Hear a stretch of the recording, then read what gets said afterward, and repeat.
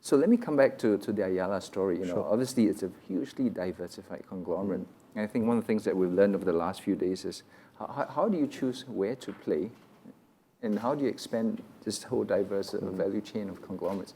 Where's the synergy between the businesses?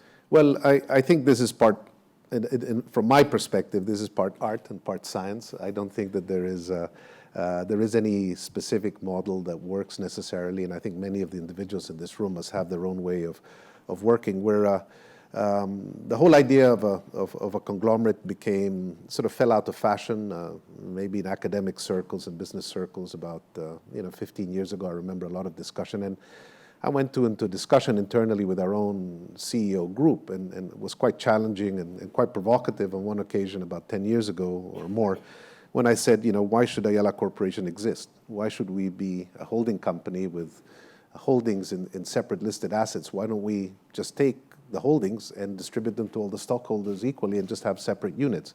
And I did it on purpose. There was a little bit of shock in the face at the time, but I did it on purpose to try and find a reason for being for us. Now, we're an emerging market country, and an emerging market country has its own set of difficulties and parameters where I think the conglomerate fits a role. And out of that discussion we had, that provocative discussion, came a number of insights that were helpful to me and certainly united us along a common front, which is there's still a need in countries like ours, like the Philippines, and I talk about the Philippines as a model of an emerging market country with some of its imperfections, to create some momentum to, I guess, counterweight some of the weaker institutional support systems in our country. And a conglomerate, I think, has a role in bringing capital, talent, know-how, credibility to address myriad problems that continue to exist that you can't wait for the government to address. There are many examples of that. We're in the real estate business in the Philippines, and large-scale real estate development has been a core strength for our group. But what's the use of having large-scale development on the outskirts of the city if people can't move between one point and another? So instead of complaining, we said, well, maybe we should throw our hat in the ring and see if we can form consortiums to help the transportation sector needed to link up all these hubs, and try and fulfill that mandate ourselves and create the needed linkages between, say, real estate in two different sectors and allow people to move. And so there was a light railway system being constructed at one point in the center of Manila that now exists. And for a while, it was under the sponsorship of, some shady characters and some less serious people. And this consortium was going to collapse. And so we looked internally at our group and said, look, never funded anything in the transportation sector, but should we do something about this? If this thing doesn't happen, then you will have a problem in the city of Manila and people will not be able to move.